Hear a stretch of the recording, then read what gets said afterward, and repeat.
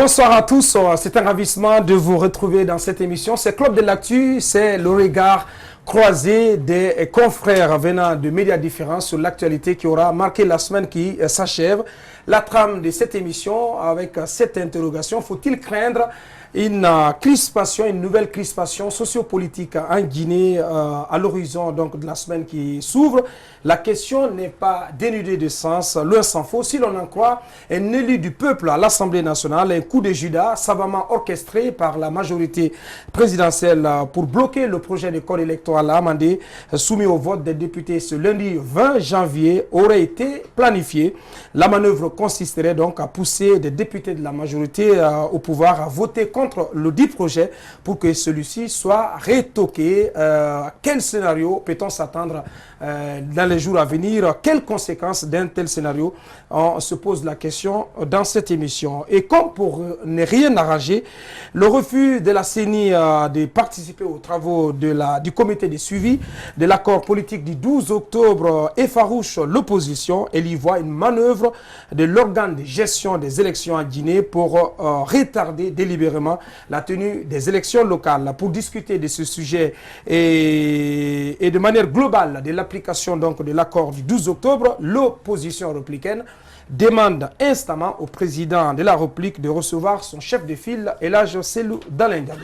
L'opposition qui s'est fait également voir à propos de la paralysie dans le secteur de l'éducation en Guinée suite à la grève déclenchée par l'intercentrale syndicale de l'éducation face à l'enlisement de la situation qu'elle qualifie d'extrêmement grave. Elle dénonce ce qu'elle appelle l'incompétence, l'amateurisme, l'improvisation et même l'arrogance du pouvoir en place dans la gestion de cette crise ainsi que dans les approches des solutions de celle-ci. Pour discuter de toutes ces questions, nous avons invité pour vous M.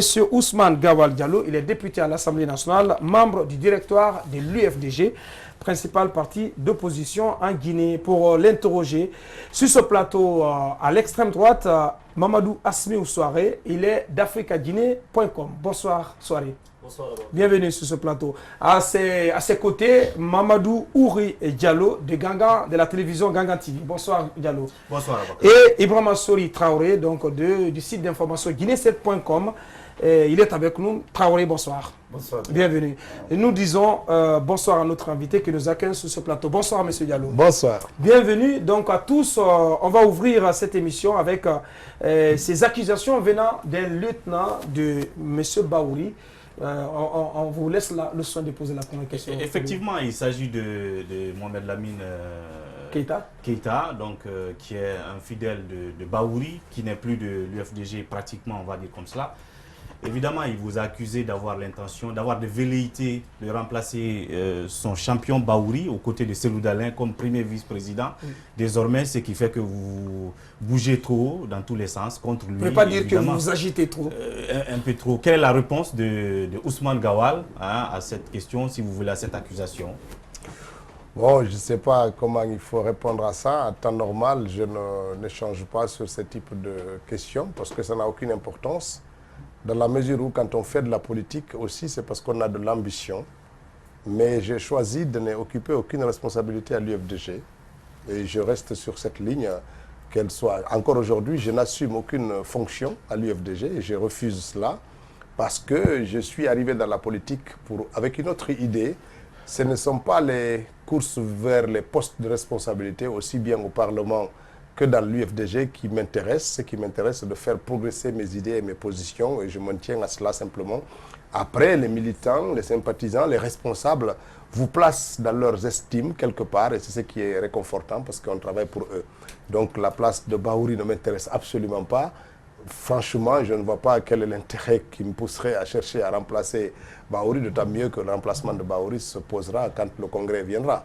Donc ça ne m'intéresse pas du tout. Il y a eu un congrès, je n'étais pas déjà candidat. Si ça m'intéressait, j'aurais été candidat contre lui.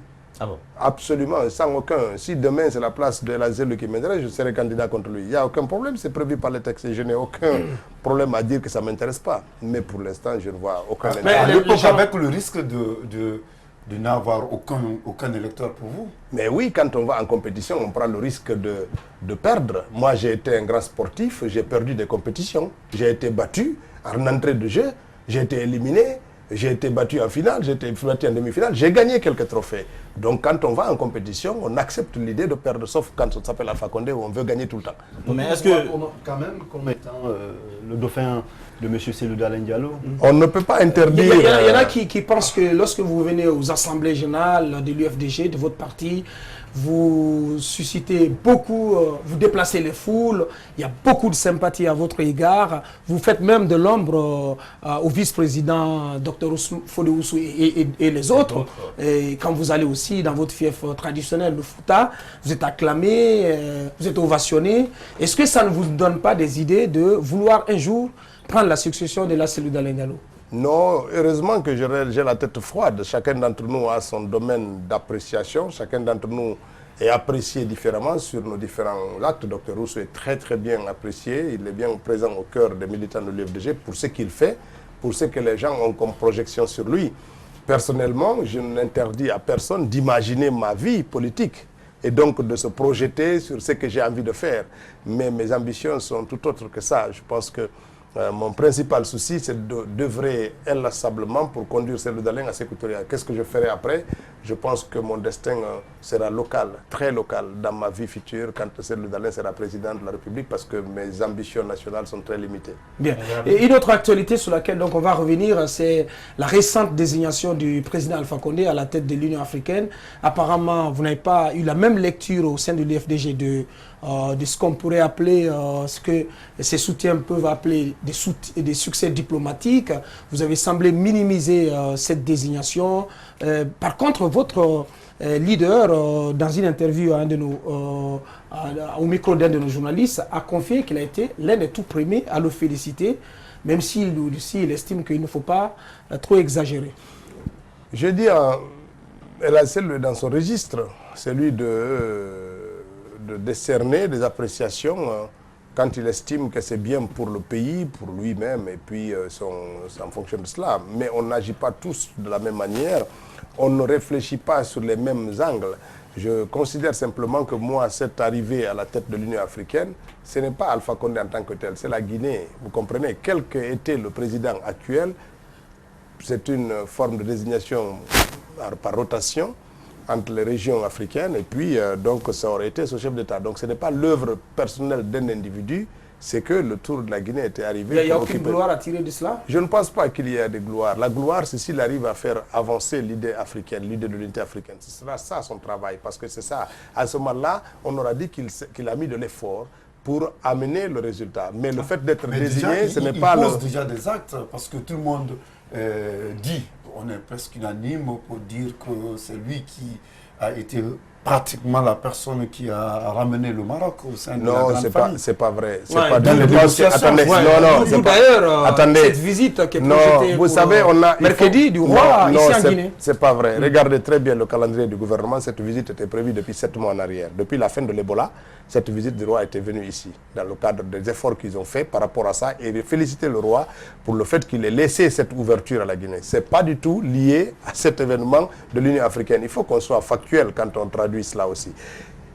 L'arrivée du roi du Maroc dans ça a illustré, ça a eu 2 séquences. La première chose, c'est que le Maroc a fini de verrouiller la question du Sahraoui complètement, parce qu'aujourd'hui, il n'y a plus aucun pays africain qui soutient l'idée de Sahraoui au niveau de l'Union africaine, même si le fait que le pays-là ait été reconnu par l'Union africaine n'entrave plus la politique de faire de cette région une annexe reconnue du royaume. Donc la guerre là est terminée. Il n'y a plus aucune...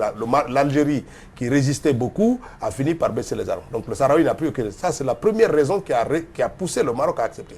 Et puis il y a la présence marocaine de plus en plus marquée, avec l'effacement du Nigeria, l'effacement, la non-présence de l'Afrique du Sud et la quasi-disparition de la Libye sur la chaîne africaine, laisse de la place pour l'émergence de l'idée africaine du Maroc sur le continent. Il faut qu'on soit... Nous ne sommes pas des naïfs, ce n'est pas ça. Et donc le Maroc, là, trouve une occasion de mettre encore plus d'hégémonie dans sa politique africaine et de dicter en tout quelque part... Mais ce retour de l'Union africaine, on parlait de ça. Oui, mais vous n'allez pas nier quand même que c'est grâce à l'entregent diplomatique d'Alpha Condé. Et sinon, les autres membres de l'Union africaine, notamment l'Afrique du Sud, en tout cas les plus grands, voulaient qu'on attende jusqu'à la prochaine session, jusqu'à la session de juillet août, je ne sais plus. Mais c'est quand même grâce à son entre-gens et tout ça que... Le troisième facteur, en dehors donc, de ces deux questions que j'ai expliquées, c'était aussi les difficultés financières. La disparition de Kadhafi a vidé les caisses de l'Union africaine. Donc le Maroc est venu un peu au secours pour renflouer les caisses de l'Union africaine. Ces trois facteurs-là ont résolu les Africains à chacun se garder de critiquer la volonté du Maroc de revenir et de préoccuper le premier plan sur le continent. Donc ça, ce n'est pas l'entre-gens, ce n'était pas une négociation. Il n'y a aucun pays africain qui ne s'est opposé à cela. Aucun. C'est la seule exigence qu'ils ont posée, et c'est Mme Zuma qui l'a rappelé, que l'Union africaine ne peut pas retirer parmi ses membres un pays. Donc le Sahraoui ne peut pas sortir, même si le Maroc revenait. Si le Maroc doit revenir, il doit accepter l'idée qu'on ne peut pas exclure un membre reconnu par les autres. Donc le Maroc a accepté cette idée et ça n'a pas été l'objet de négociations. Donc il n'y a pas eu de difficulté. Quand on dit qu'Alpha Condé a négocié ceci, je pense qu'il faut que les démagogues baissent un peu les ardeurs. Est-ce que vous ne dites pas ça parce que simplement vous êtes opposant, vous ne voulez pas reconnaître quand même quand ce qu'il pose de bien, et au niveau de l'Afrique, que la plupart, dehors que les gens disent que c'est bien, c'est lui qui l'a fait, mais vous dites que non. Parce moi, que écoutez, non, c'est pas ça. Moi, regardez une presse internationale, une seule, qui a dit ça. Il n'y en a pas. Moi, vous regardez le Jeune Afrique actuel qui en a parlé à long et à large sur l'arrivée, le retour du Maroc sur la scène africaine. Il ne parle absolument pas d'Alpha Condé. Je ne sais pas pourquoi vous dites que c'est moi. Dites-moi un seul organe de presse en dehors de la Guinée ou un journal ou une presse où on a entendu un chef d'État reconnaître cette fait-là. Ce n'est pas du tout possible. Donc, mais la presse guinéenne aussi. Mais attendez, est-ce que je dis en dehors de la Guinée, est-ce qu'il y a un seul individu qui a parlé de ça? Que c'est grâce à... Quand Alpha Condé a été au Maroc, plutôt en Gambie. En Gambie.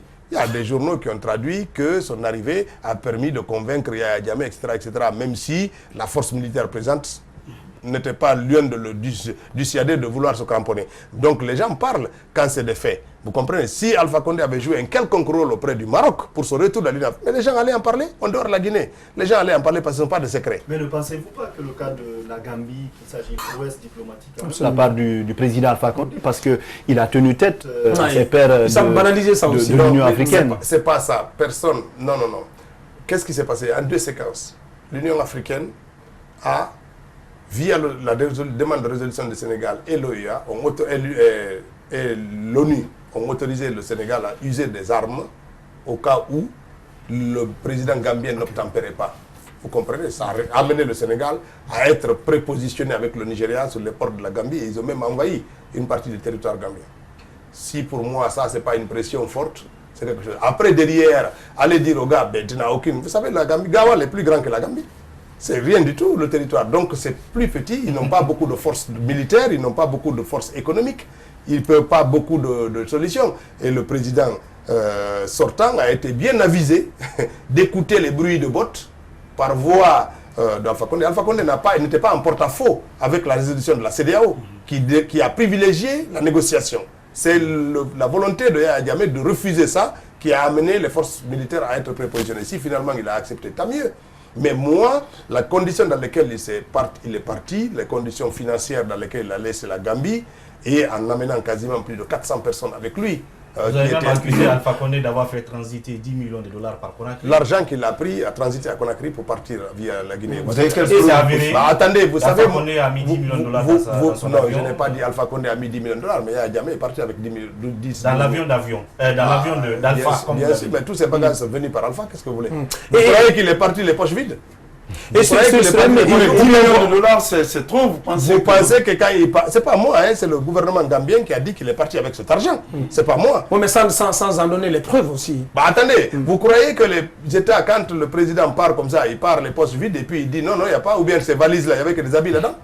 Pendant une heure de temps, on faisait monter des valises. Vous croyez qu'il n'y avait que des habits là-dedans? Et par ailleurs, par endroit, sur un média de la place, si je me trompe, vous avez aussi déploré le fait que Alpha Condé ne se soit intéressé ou n'ait parlé qu'à Yahya Jammeh et qu'il n'ait pas eu d'attention pour Barrow. Je pense que, pour moi, c'était un choc parce que nous sommes très présents en Gambie. Les Guinéens sont très, très, très nombreux en Gambie. Il fallait donc envoyer un signal d'amitié au gouvernement nouveau qui s'installe, ne serait-ce que pour préserver les intérêts de nos populations en Gambie. Parce qu'aujourd'hui, il ne fait l'objet. Nous qui avons des parents proches dans ces régions, on est pris comme des soutiens au dictateur, au tyran qui est parti. Vous comprenez? On est vu comme ça. Et cela peut jouer en défaveur de nos populations. Donc, même si vous avez aidé le dictateur à partir, il fallait envoyer un signal d'amitié, d'encouragement à la nouvelle équipe qui s'installe pour préserver simplement nos intérêts. Ça peut se réparer parce que j'espère que ça va se réparer. Le ministre des Affaires, le nouveau ministre des Affaires étrangères qui arrive en Guinée jusqu'à présent, les jours à venir. Jusqu'à présent, il n'y a pas eu de conséquences négatives sur nos populations parce qu'il n'y a pas eu de chasse aux sorcières. C'est tant mieux. Mais je dis que diplomatiquement, les États doivent faire preuve d'attention pour préserver les intérêts de leur population dans les localités où nous vivons. Même si les gouvernements ont des positions divergentes sur les principes, les intérêts de nos populations doivent primer dans les décisions qu'ils prennent. Et ça, vous êtes très dur à l'égard de M. Djamé, qui se trouve être quand même un ami qui se trouve être un ami de votre leader. Un ami de l'ami de votre leader, c'est-à-dire Thibaut Camara. Il aurait pu être l'ami de Cellou Dalein, ça ne change rien mon jugement. On ne juge pas les gens parce qu'ils sont nos amis.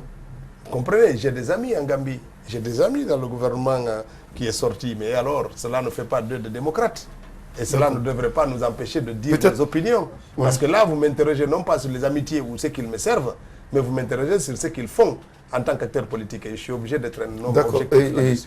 Et peut-être pour vous faire davantage plaisir, si on vous demandait de commenter le fait que deux alliés de M. Alpha Condé l'ont quitté cette semaine, Mamadou Sylla et Dr Ousmane Kaba. Bon, disons que pour moi... Vous en réjouissez? Oui, dans la mesure où ce sont des vérités qui réapparaissent. C'est que nous avions eu raison très tôt, qui apparaît aujourd'hui comme de réalité. Mais il n'y a pas que deux. L'arc-en-ciel, c'est cette couleur de base. Aujourd'hui, l'arc-en-ciel a perdu le PDM, a perdu Papakoli Kourma, a perdu Makanera, a perdu Kouyaté, Dr Kouyaté, a perdu Ousmane Kaba, a perdu Diawara. Ça veut dire que l'arc-en-ciel se réduit à une seule couleur. Et c'est pas beau à voir. Les couleurs, lorsque c'est multiple, c'est toujours égayant. Oui, mais à la fin, l'UFDG va être cette sorte de réceptacle de tous les frustrés de l'autre côté. Et là où l'on met tout le monde sans pratiquement conviction politique.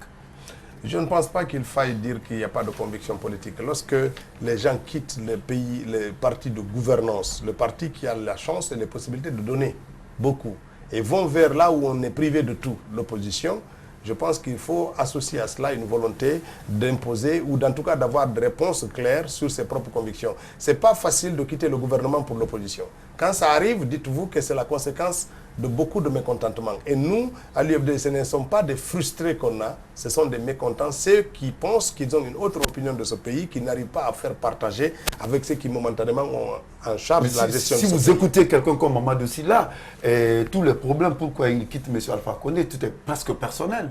C'est parce qu'il ne m'appelle plus, quand on l'appelle, il ne prend pas de téléphone, il ne vient pas par ici, je l'ai appelé, il m'a dit ceci, il m'a dit cela. Mais rarement, il vous parle de la politique du développement et tout. Vous avez vu. Et vous prenez des gens comme ça. Ça peut retomber sur vous aussi. La Deuxième Guerre mondiale est partie simplement avec la gifle d'un roi, d'un petit roi. Et puis ça a donné une flagration mondiale. Les raisons politiques sont d'abord personnelles. Vous comprenez? Si j'appelle Cellou Dalein, il ne me prend pas au téléphone, mais avec qui je vais collaborer, je vais être dans les obligations de le quitter. Non, vous attendez. L'UFDG pas pour M. Cellou Dalein. Moi, je voudrais juste savoir quels sont les engagements pris par M. Cellou Dalein Diallo, parce qu'il se dit que au-delà de ces rapports interpersonnels entre Village Mamadou Sylla et Alpha Condé, la raison de la frustration du leader de l'UDG, c'est beaucoup plus le fait que M. Alpha Condé n'aurait pas ordonné le paiement de ses dettes, des dettes de l'État. Est-ce que M. Cellou Dalein Diallo a pris des engagements comme ça vis-à-vis de M. Mamadou Sylla? Non, c'est pas ça. Et au-delà, quel est le contenu de votre alliance? On va unir nos efforts. Vous savez, il y a beaucoup d'endroits dans le pays où l'UFDG peut aider les gens à accéder au pouvoir local. Mais même si le contraire n'est pas forcément vrai. Il y a beaucoup d'endroits où on est présent de façon disparate, où on n'a pas la population suffisante pour avoir la majorité. On peut aider par contre quelqu'un à avoir la majorité avec notre présence à ses côtés. Donc c'est d'abord électoral. Vous comprenez? Cet accord est d'abord électoral. Ce n'est pas un accord pour dire si on est au président. Ça veut dire que vous irez, vous irez au local ensemble? Bien entendu. Deuxièmement... Et pourtant, vous avez dit que vous ne remontez pas le parti. Non, on ne fait pas de liste unique, mais nous allons ensemble avec un principe qui est simple. La liste qui arrive premier embarque tous les autres derrière lui pour installer la majorité à la commune. C'est comme ça la règle. Si demain, le NFD était plus fort que nous, arrivait devant nous à Ratoma, l'UFDG et tous les autres partis de l'opposition... Je pense que vous êtes en train d'esquiver la question. J'arrive. C'est ce que je dis. Il n'y a pas d'engagement envers Mamadou Sylla de rembourser son argent. Ce qui est clair, c'est que l'État guinéen, à un moment ou à un autre, doit régler son propre passé. Aussi bien financier, ces difficultés financières dans lesquelles on plonge toutes les entreprises guinéennes. Ce n'est pas que Mamadou Sylla... L'UFDG s'engage à le faire une fois... Mais une fois au pouvoir, l'UFDG réglera tous les contentieux de ce pays, aussi bien liés à la réconciliation, aussi bien aux crimes, aussi bien aux problèmes financiers, aux réparations et préjudices. L'État guinéen doit à un moment donné poser des actes de façon à satisfaire les problèmes des Guinéens pour aller de l'avant. On ne peut pas tout le temps faire comme si ce ne sont pas des Guinéens qui ont des difficultés. Il faut liquider les contentieux. Tous les contentieux pour construire un État solide auquel les Guinéens ont confiance. Et nous prenons l'engagement de faire cela. Une fois au pouvoir, il y a beaucoup de contentieux dans notre société qu'on va liquider. J'ai écouté Mamadou Sylla quand il a décidé de quitter le parti au pouvoir pour vous rejoindre dans l'opposition, notamment vous de l'UFDG. On a tout de suite débarqué, et lui et un autre de ses députés, dans les fonctions qu'ils occupaient au sein de l'Assemblée, notamment aux côtés de la mouvance. Donc il a dit que ce n'est pas un problème pour lui, puisque l'UFDG va lui en offrir aussi d'autres responsabilités, d'autres privilèges. Est-ce que c'est clair? Pour l'instant, des postes à l'Assemblée, oui ou non? Pour l'instant, ils ne sont pas débarqués. Ils seront débarqués probablement de la liste. L'intention est déjà affichée de le faire perdre le poste de secrétaire parlementaire à M. Dembo à l'occasion de la session de loi. C'est vrai, mais l'UFDG compensera. Parce que nous sommes dans la forme de partage du pouvoir, avec nos alliés aussi. Donc on n'est pas dans l'hégémonie en disant parce qu'on est les plus nombreux, les plus puissants, qu'on doit garder tout. On est dans dire on est les plus forts, les plus nombreux, mais on partage avec tout le monde pour que la gouvernance soit plus vertueuse. C'est un peu des appâts aussi que vous...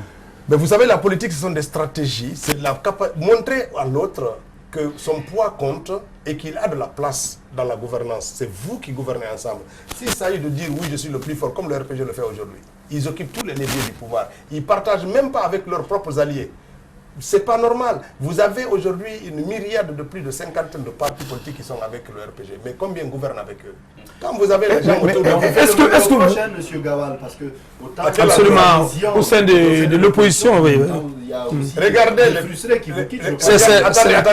L'exemple le plus illustratif, c'était à l'occasion de la recomposition des délégations spéciales, mais aussi des commissions... Pas de délégations spéciales, mais plutôt les structures décentralisées. Exactement, de la CENI. Mais je vais vous dire une chose.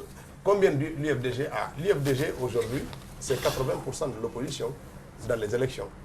Mais on a combien de personnes à la CENI? Même vous prenez l'Assemblée nationale, quand on était là-bas avec le Sidi Amé, on avait le même pouvoir dans les bureaux. On n'a pas tout pris. On a laissé, on avait partagé. Sidi avait plus de présidents de commission que l'UFDG. Il fait un quart de notre poids. Mais il avait plus on a partagé. Vous prenez le démembrement de la CENI. C'est qu'on a demandé simplement qu'on ne dise pas que l'opposition a une place. On voulait que partout, qu'on tienne compte de la même règle. Donc je comprends que vous comprenez. Mais dans l'opposition, quand on a donné à l'UFDG s'est redistribué. Ça, vous ne pouvez pas nous prendre en partie. Vous compensez ce que Mamadou Sylla perdrait du côté. Pas forcément compenser, mais il aura... En tout cas, une possibilité. Il aura comme... Mais pour quel dividende politique à la fin? Parce que vous avez dit au départ, et c'est vrai, c'est presque prouvé, avec l'alliance que vous avez eue, alliance entre griffes avec l'UFR, c'est-à-dire sur le terrain. Vous pouvez apporter au parti, mais rarement des partis vous apportent au niveau... dans les élections. C'est pour quel dividende? Qu'est-ce que vous attendez de Mamadou Sylla? Vous espérez attendre de Mamadou Sylla, de cette alliance avec l'UDG? Sinon que vous avez fait démembrer, vous avez cassé un peu. Ce que nous attendons de tous les partis politiques avec lesquels nous allions, c'est que chacun puisse admettre que l'UFDG n'a pas envie d'imposer une hégémonie dans le pays. Nous voulons gouverner ensemble avec les Guinéens, quel que soit leur poids politique. Ce n'est pas comme ça qu'on veut gouverner. On veut montrer une autre forme de gouvernance. Ce n'est pas parce que les gens nous donnent, ce n'est pas l'échange. Si nous, on peut vous aider pour que vous puissiez gouverner de façon vertueuse, on vous aidera. On ne demandera pas aidez-nous, ce n'est pas un marchandage de ce point de vue-là. On veut rassurer les uns et les autres pour dire que l'UFDG, ce n'est pas l'UFR. Ce que vous dites que l'UFR ne nous a pas donné, ce n'est pas vrai. Pendant cette élection, certes, ils ne nous ont pas donné des députés, mais ils ont contribué à laver cette image sale que les gens voulaient accoler à l'UFDG à l'époque. Vous comprenez? Mais attendez, qu'est-ce qu'on ne paye pas aujourd'hui pour avoir une image lisse, y compris la vôtre? Qu'est-ce qu'on ne paye pas? C'est très important tout ça. Et de que les Guinéens soient rassurés. Vous êtes servi en quelque sorte de l'UFR? Non, mais chacun, je dis encore une fois... Donner l'image du parti national. Non, les élections locales vont le prouver définitivement, que l'UFDG c'est un parti national. Parce que tous ceux qui crient que c'est un parti régional ou communautaire viennent nous voir pour qu'on les laisse gagner à Zéro-Corée, à Kankan, à tout. Non, l'UFDG c'est un parti national, mais les élections communales vont le prouver. Parce qu'il n'y aura vous venez de reconnaître carrément que c'est grâce à l'UFR on a eu cette image de vous. Vous avez gommé, encore une fois, cette image. Écoutez-moi, que ce soit l'UFR, que ce soit le parti de Erdig, que ce soit tous les partis qui sont dirigés par des leaders d'autres communautés qui ont pu permettre de rejoindre les Mamadou Sylla, les Ibrahim,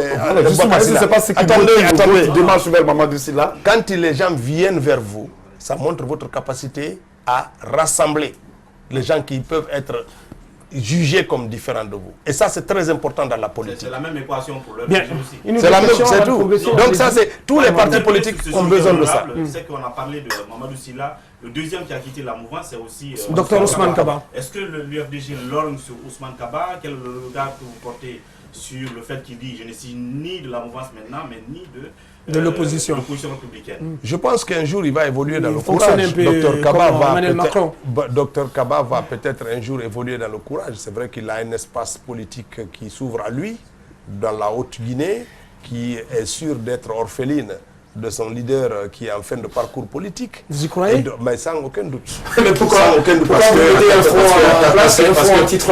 parce qu'on va y venir. Parce qu'à 83 ans, les ambitions de l'avenir sont un peu limitées. Et peu importe les capacités, mais les ambitions de l'avenir sont limitées à 83 ans. Donc pour moi, la Haute-Guinée va devoir trouver un autre point d'accroche. Je pense qu'Ousmane Kaba peut trouver une partition là-dessus, mais M. Diawara n'a pas dit son dernier mot. Lansana Kouyaté est présent depuis très longtemps. Donc ça va se dissiper. Et puis l'UFDG n'a pas fini de montrer toutes ses capacités dans cette région. Ça veut dire que c'est une région qui va être disputée prochainement et ce n'est pas exclu qu'elle soit un peu comme la Basse-Côte, où tous les partis politiques peuvent se disputer et chacun va prendre une position forte dans le territoire. Donc chacun se cherche. Peut-être s'il estime qu'en quittant le RPG, il peut avoir une partition, mais peut-être qu'il estime aussi qu'en allant avec l'UFDG, ça peut lui être défavorable sur le terrain. Il joue sa partition. On va suivre l'évolution de son parti et savoir un peu quelle emprise il peut avoir sur l'électorat de la Haute-Guinée. Mais c'est quelqu'un sur lequel il faut compter, mais il faut qu'il monte en puissance sur le courage politique qu'il est en train d'avoir petit à petit pour être autonome. Honorable Ousmane Gawal Diallo, notre invité. Vous nous regardez à la télévision depuis l'Abbé Centre, l'Abbé Ville. Merci de votre fidélité. Dans un court instant, on reprend le cours normal de cette émission. À venir, la paralysie du secteur de l'éducation, mais aussi ce vote ce lundi du projet de code électoral amendé. Un scénario incroyable pourrait se produire à l'Assemblée nationale. On parle aussi de ce front anti-troisième mandat.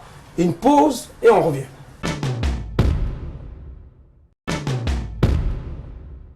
Retour sur ce plateau pour poursuivre cette émission Club de l'actu. 3 médias qui s'ajoutent à Espace TV pour interroger notre invité, Gangan TV, et 2 sites internet, africaguinée.com et guinée7.com. Donc on en vient à ce sujet qui fait l'actualité, la paralysie dans le secteur de l'éducation. Cela fait depuis le 6 février plus exactement que les élèves de Guinée sont cloués à la maison. Bien avant, il y a eu un congé de 12 jours donc, qui a été imposé par les ministres de l'enseignement préuniversitaire et celui de l'enseignement technique et professionnel. Les centrales syndicales à l'origine du mot d'ordre de grève, de la grève qui paralyse ce secteur, s'arc-boutent toujours, restent droites dans leurs bottes, ce qui fait que les écoles restent fermées et beaucoup de menaces en l'air pour ce lundi si jamais une solution n'est pas trouvée. D'ici là, on essaie de comprendre donc la réaction de notre invité sur cette actualité. On va commencer avec vous, Asmi Ousouare. Moi, je m'en vais tout de suite là demander à Honorable Ousmane Gawal, est-ce que l'opposition avait besoin justement d'apporter son soutien à ces syndicalistes? Vous savez, on est à l'écoute de nos populations. C'est vrai que d'une manière indirecte, l'opposition soutenait cette grève ou la préjageait parce que lorsque l'élaboration du budget de l'éducation, nous avons étudié la faiblesse du montant alloué à ce secteur hautement stratégique pour le devenir du pays. Et nous avons, rappelez-vous, voté contre ce budget parce qu'il n'allouait pas suffisamment de ressources à la santé, à l'éducation, à la justice et à la sécurité. Et on a dénoncé cela. Et on a raison en quelque sorte. Maintenant, c'est vrai que quand il y a grogne dans la cité, nous sommes des acteurs, nous sommes des parents d'élèves, nous sommes de sa population. On ne peut pas faire comme si les dysfonctionnements majeurs constatés dans le secteur de l'éducation ne nous intéressent pas. Donc, dans une certaine mesure, oui, il était même indispensable qu'en tant que citoyen, qu'en tant que parti politique, que nous apportions notre soutien. Est-ce que vous n'allez pas sur un terrain glissant en voulant politiser un peu ce mouvement? Les revendications sont politiques. Peu importe qui les porte, lorsque vous voulez agir pour que le bien commun soit élargi, vous faites de la politique. Et ça, c'est fondamental. Maintenant, qu'est-ce qu'on aurait dit si on reste à marge de cela? Parce qu'on acquise l'opposition. Vous avez su aussi des critiques dans ce sens-là. Exactement. C'est-à-dire que les gens vous disent que vous ne faites rien. Quand vous faites, on dit que vous faites la politique. Donc, c'est toujours une balance. Parce qu'on vous accuse d'être prompt sur des questions, des réclamations politiques, mais pas sur des questions comme celles liées à l'éducation, à l'insécurité, etc. Normalement, effectivement, on ne devrait pas être prompt à réagir sur des secteurs corporatistes, parce que les partis politiques ont une vision plus globale de la nation.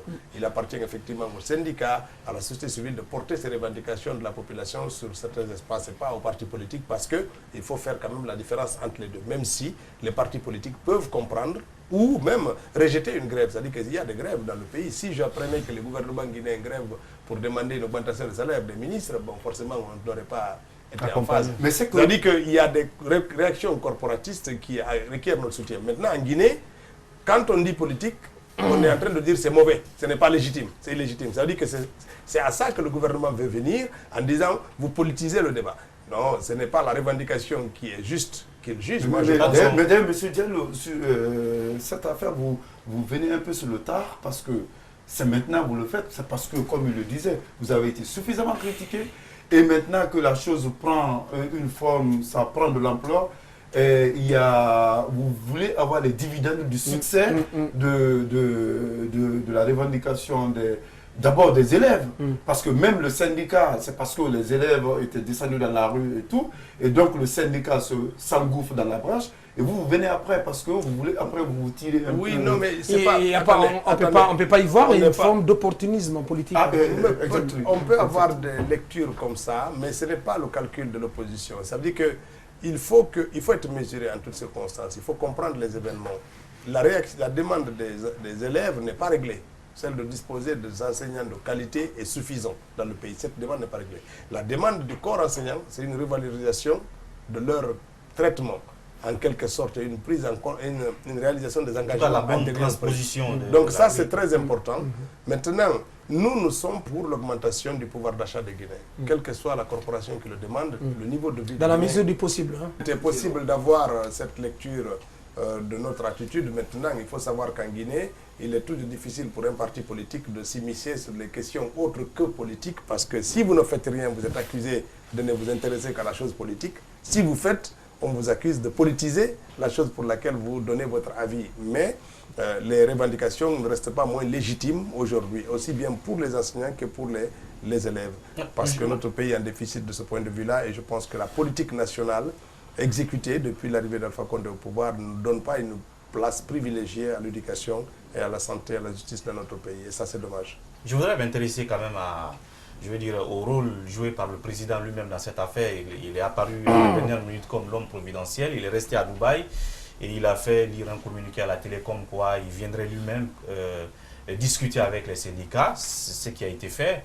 Mais après, on a constaté, en tout cas c'est le constat global, que c'était un échec. Selon vous, est-ce que c'en est un pour Alpha Condé, il n'a pas pu du tout résoudre la question, puisque la grève, elle continue, le mot d'ordre n'a pas été levé du tout. Plus globalement, vous dénoncez l'incompétence, mais aussi l'arrogance du pouvoir en place à faire face à cette situation. Non, c'est la malgouvernance. Alpha Condé n'a aucune capacité de dialogue, il n'a aucune capacité de persuasion de ses interlocuteurs. C'est quelqu'un qui est un dictateur dans le sens historique du terme, où il a envie de gouverner en donnant que sa direction et tout le monde doit s'y plier. Pourtant, il place la mauvaise foi, pas pour du côté des syndicats aujourd'hui. Non, mais je ne veux même pas parler de ça. Concédé à 120% aux réclamations. Tout ça, c'est du populisme. Le simple fait que le chef de l'État soit obligé de monter au front dans un débat social comme ça, dans une crise, avec un gouvernement de plus de 50 personnes, c'est déjà un échec de la gouvernance. Il a un ministre qui est en charge des questions de dialogue social et politique, c'est le Premier ministre. L'article 58 de la Constitution lui consacre cette prérogative-là. Il y a un ministre de la fonction publique, il y a un ministre du travail et de l'emploi, il y a des ministres qui devraient monter au créneau, il y a même des directeurs nationaux qui devaient déjà discuter, des directeurs de cabinet avant que les ministres n'interviennent, et que c'est un dernier ressort que le président de la République arrive. Imaginez le scénario catastrophe qui s'est passé. C'est lui qui devait venir en dernière position pour être souple, se comporter en père magnanime, monte au créneau. Et puis ça ne marche pas. Qui va intervenir? On est au bout du rouleau.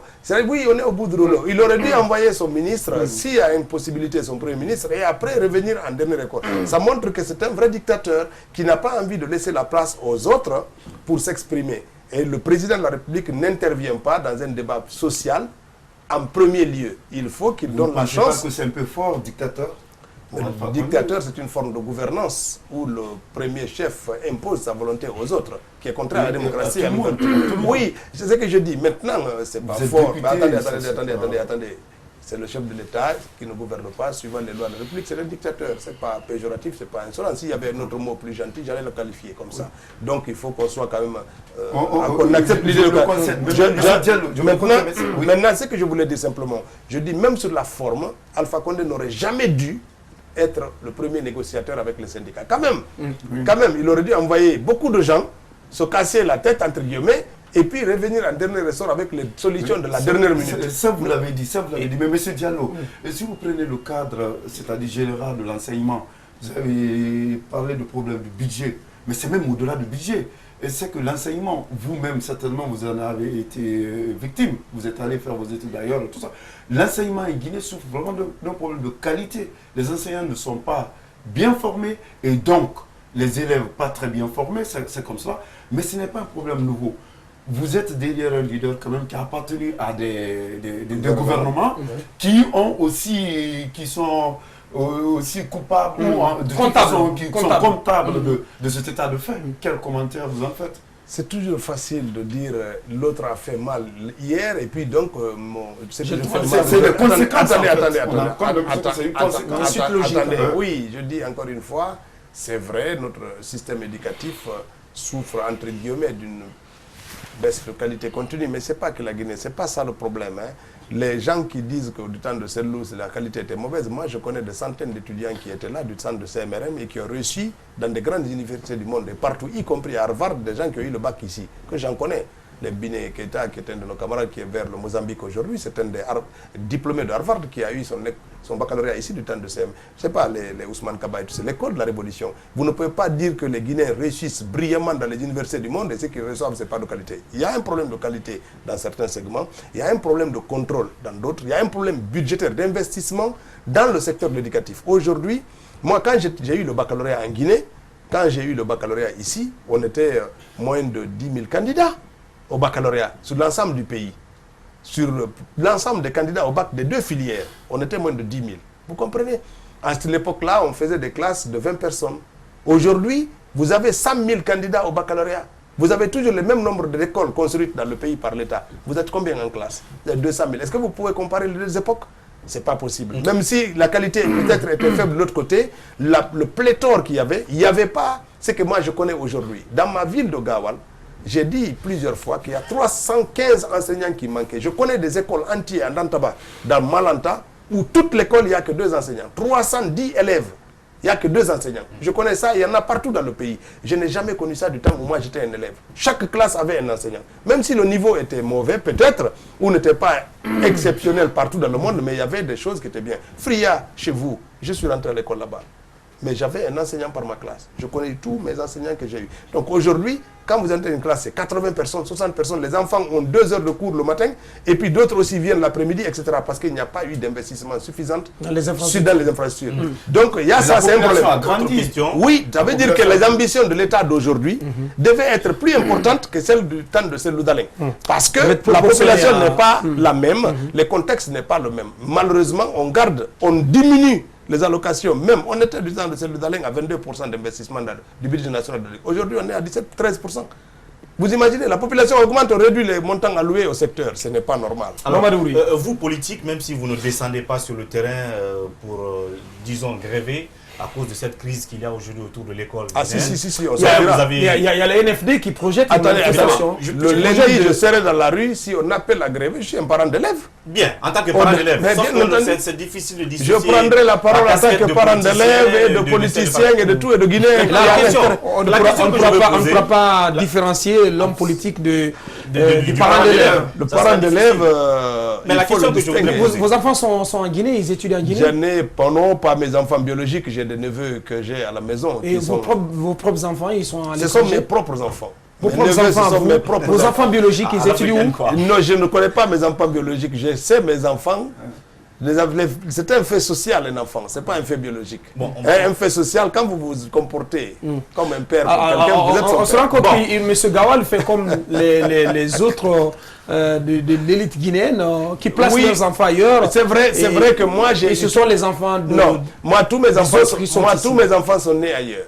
Je n'ai eu aucun enfant né en Guinée. Tous mes enfants, je me suis marié... Vous en tirez bien finalement. Je me suis marié à l'étranger, j'ai vécu là-bas, tous mes enfants sont nés là-bas. Maintenant, je sais qu'ils viennent en Guinée. Comme moi, j'ai fait le chemin pour venir, je les attire vers la Guinée.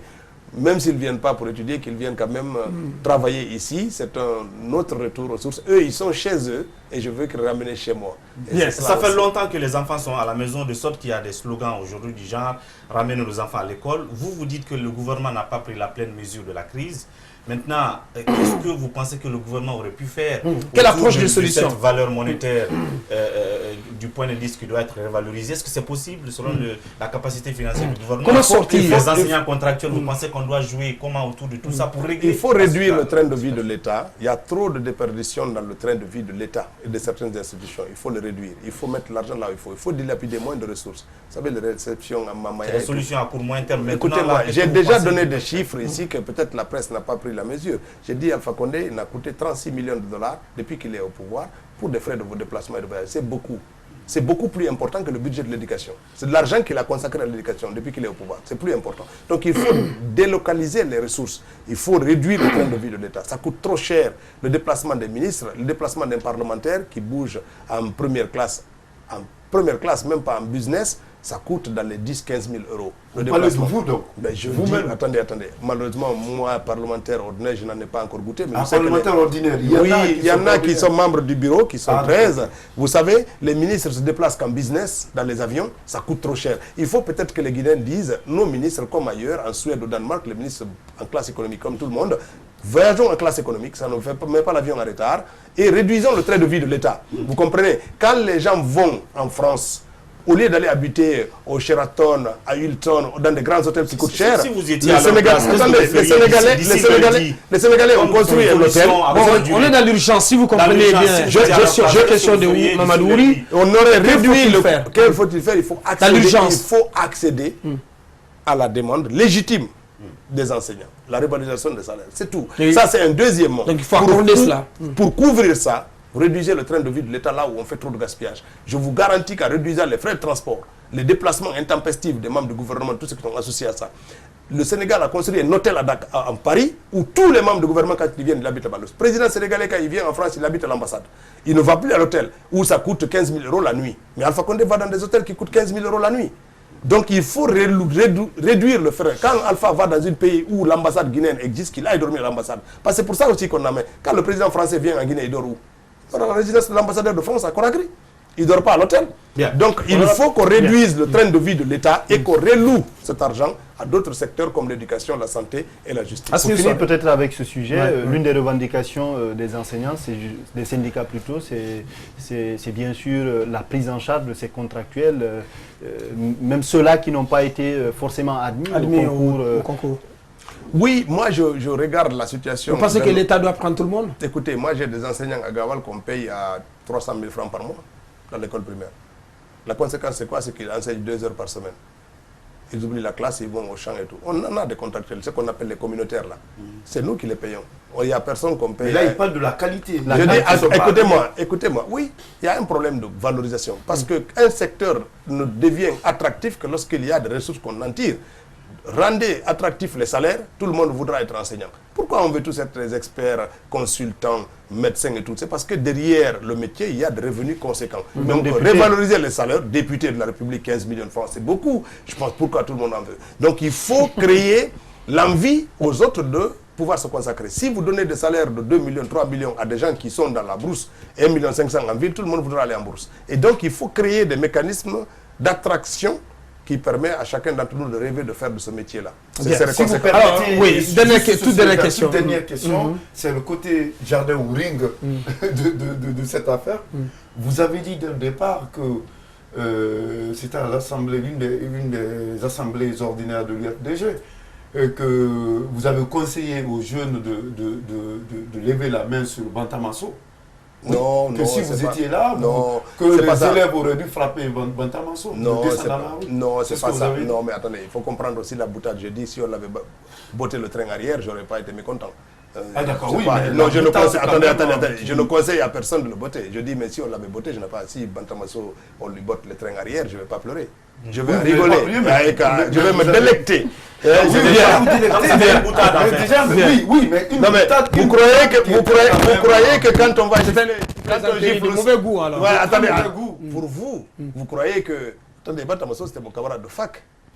Si j'apprends que quelqu'un lui a botté le train arrière, je vais rigoler.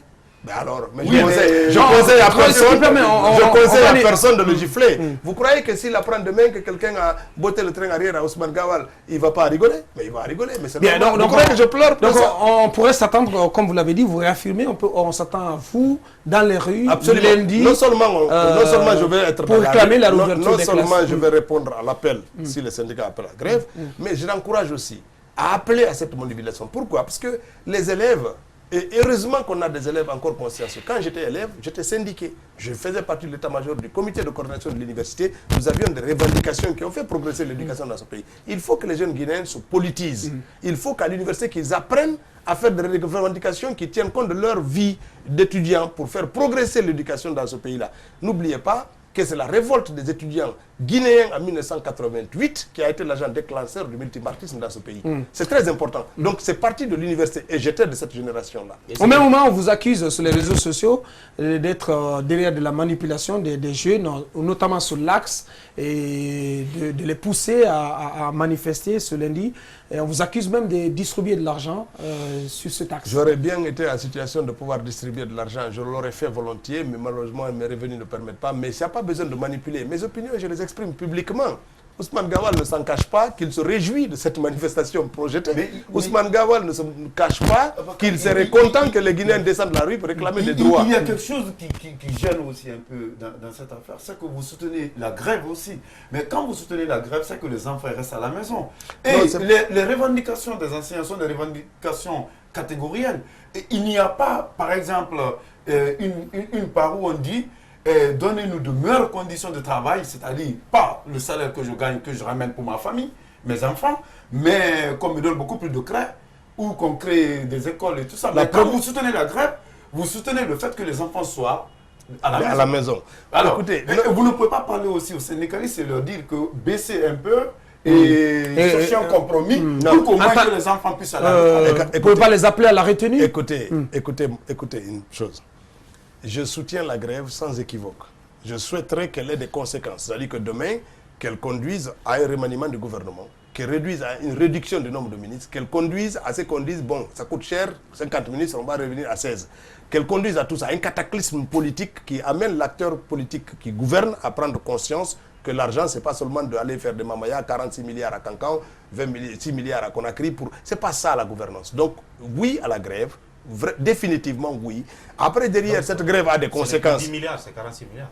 Cette grève a des conséquences sur l'argent, sur le public, sur le rythme scolaire. Elle a des conséquences. Mais de ces conséquences-là, les Guinéens doivent avancer. réduire d'abord 3 ministères de l'éducation, il faut en amener à 1. C'est déjà important, confier l'éducation à une personne, un département, réduire le nombre de postes ministériels, réduire... Les parents d'élèves ne vous comprendraient pas quand même que vous disiez que de leurs enfants, vous voulez qu'on change un gouvernement et ainsi de suite. Non, je voulais qu'on réduise... Là, vous n'êtes pas vraiment dans le rôle du parent d'élève. Dans le rôle du parent d'élève. Les parents d'élèves veulent que les enfants aillent à l'école. Et c'est à vous, politiques, vous faites autrement pour changer le gouvernement. Écoutez, moi je vous apprécie bien. Je vous verrai bien nouveau ministre de l'Éducation. Vous comprenez? Je serai très heureux. On cessera de parler comme ça, vous aurez une cravate bleue et tout ça. Donc c'est très important. C'est que je souhaite. Pour le moment, je suis... Moi, j'aimerais même qu'à l'Assemblée nationale, vous savez, j'ai dit ici en aparté qu'on est 1000 personnes au Parlement. Il y a plus de 700 personnel parlementaire. Aucun député n'a un assistant parlementaire. On a 700 personnes à notre service pour 114 députés.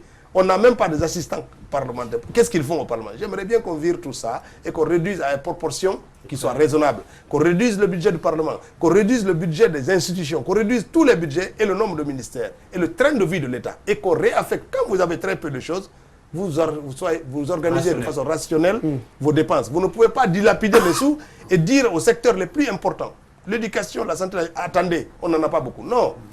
Faites un effort. Alpha Condé n'a qu'à faire un effort en réduisant le nombre de ses ministres. L'argent qui va être économisé, il va le mettre dans l'éducation. Lorsque ce sera suivi, en ce moment, on dira aux enseignants, attendez, il a fait beaucoup d'efforts. Vraiment, il ne peut pas faire plus que ça. Et on est solidaire au gouvernement arrêté. Mais s'il continue à montrer qu'il a tout, il se déplace en alphacoptère partout, il distribue des francs guinéens et il faut franchement que dans ce pays que les choses avancent de façon... Ah, c'est ça que vous faites. Le mot de la fin de notre invité, M. Ousmane Kawal Diallo, député à l'Assemblée nationale. Il était notre invité, nous l'avons reçu. Nous étions 4 à l'interroger. Asmi Soirée d'Africa Guinée, Ibrahim Sori Traoré de Guinée7.com et Mamadou Ouri Diallo de Ganga en TV. À tous les 3, j'ai dit grand merci. Merci à vous, honorable. Merci beaucoup, c'était un plaisir. Merci à tous, l'équipe technique, technique, mais aussi à notre ingénieur de son, Richard. Vous nous avez suivis à la télévision, dans tout le Fouta et dans toute la Haute-Guinée. Merci de l'attention. À la semaine prochaine. Au revoir. Portez-vous bien.